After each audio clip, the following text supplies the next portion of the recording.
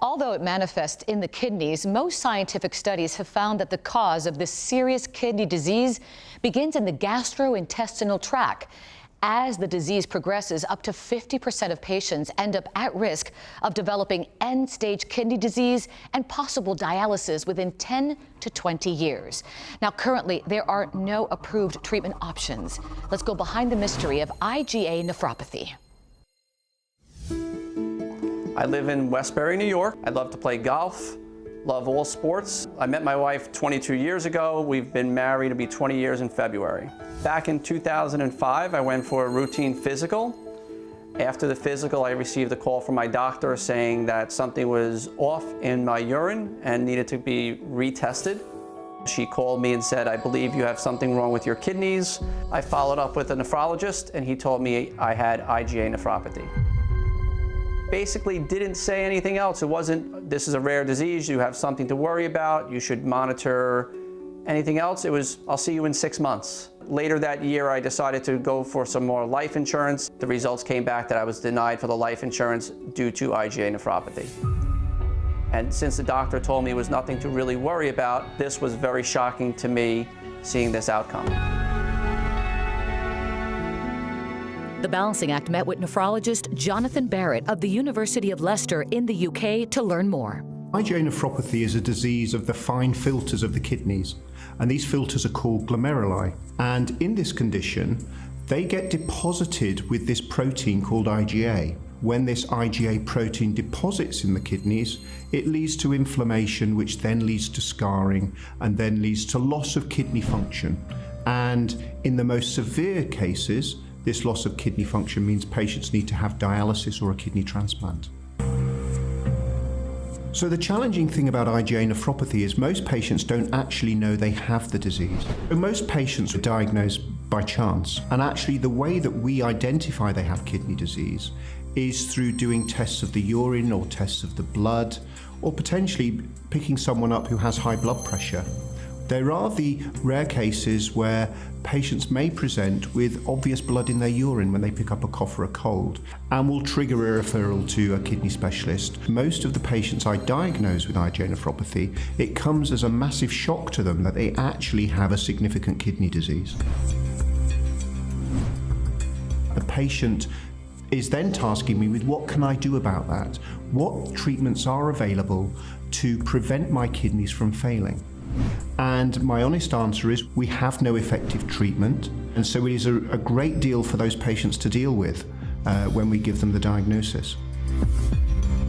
Having a rare disease, I really did not know what to look for. Looking back now, you see what the signs really were. I was probably more tired than I should have been. I did see some foam in the urine. I was stable for a few years, after which the protein in my urine started to increase. The doctor at that time said that there was no treatment, there was no cure for IgA nephropathy, we just have to manage the symptoms. The doctor suggested a high dosage of prednisone as a way to try and manage the progression of this disease. I had many of the side effects of prednisone. The weight gain, the irritability, the insomnia played a major factor in my life as far as not having the energy to go out on weekends or evenings with my wife or friends. Playing golf came to a screeching halt. So this management of the disease had many side effects that were worse than could have been imagined before. A patient's care plan can include a healthy lifestyle and medication management. Immunosuppressives aim to reduce inflammatory response and turn off the production of the abnormal IgA. Non-immunosuppressives are used to lower blood pressure and reduce the amount of protein in the urine. None of these options, however, are enough to protect the kidney from future decline. Patients tell us that actually the side effects of taking these drugs can often be worse than the possibility of developing kidney failure. And this means we have a significant unmet need in the treatments we can offer our patients. They want new therapies that are safe, that they can tolerate taking, and that we can show will protect their kidneys against future deterioration and stop them needing dialysis or a kidney transplant. So we know in IgA nephropathy that actually the kidneys are an innocent bystander in this disease because they are having to deal with this abnormal IgA that has been delivered to them every minute of every hour of every day. And so concentrating a therapy directly on the kidney may well control the inflammation within the kidney, but it doesn't solve the problem. And therefore, if we hope to cure this disease, we need to target therapies at the very beginning of this disease, which is the production of this abnormal IgA. IgA is an antibody whose main function is to line the surfaces of the mucosal membrane, where the body's surfaces are exposed and come into contact with viruses and bacteria. IgA is secreted to stop bacteria from entering the body. As the largest mucosal surface, the gut is the major site of IgA production.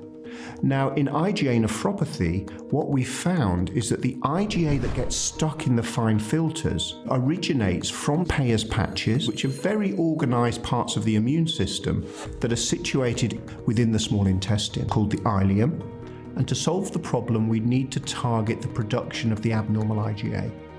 Because we know that if we plumb a brand new kidney into a patient with IgA nephropathy with a kidney transplant, that kidney is just as much at risk of IgA nephropathy as the original kidneys were. The hardest part is waiting for the lab results and then the panic of opening to see how or what your kidney function was going to be this time, knowing that there's no cure, no treatment for it. Even if the blood work is bad, what's the next steps? What happens if I get to a point where I need dialysis and can't work? Those are all the things that keep you up at night, thinking what's going to be the future for me as everybody in this disease advances at a different level. Unfortunately, despite doing everything he could, John's blood work showed the prednisone was no longer working. He was referred to an IgA specialist who started him on a different management plan, and while it worked short-term, it did not last. The IgA specialist gave me two options. One was to go back on prednisone or to join a clinical trial for patients with IgA. In looking at the clinical trials that were available, I decided to go with the clinical trial that was best for me. My results from my last blood work while on the clinical trial, my GFR has been stable, my protein has decreased dramatically. So this clinical trial shows good progress for me and helped relieve a lot of stress in my life. It is a truly global effort to find a cure for this disease. It is a real testament to the patients who are desperately keen to help with this research. And my discussion with the patients is always to give them the opportunity to be involved in research of new therapies that could ultimately deliver us treatments for this disease. I was asked to sit on the board of directors for the IgA Foundation of America. I got asked to sit on a panel to speak to the FDA regarding research, the trials that were going on in order to help bring those to market sooner. In leaving that panel that day, very emotional, listening to some of the people who have terrible lives, and you could not imagine how lucky you felt leaving there.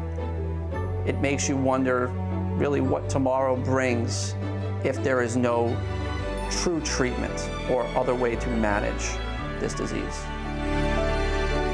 For more information on IgA nephropathy, visit IGAN.org, or you can go to our website, thebalancingAct.com. We'll be right back.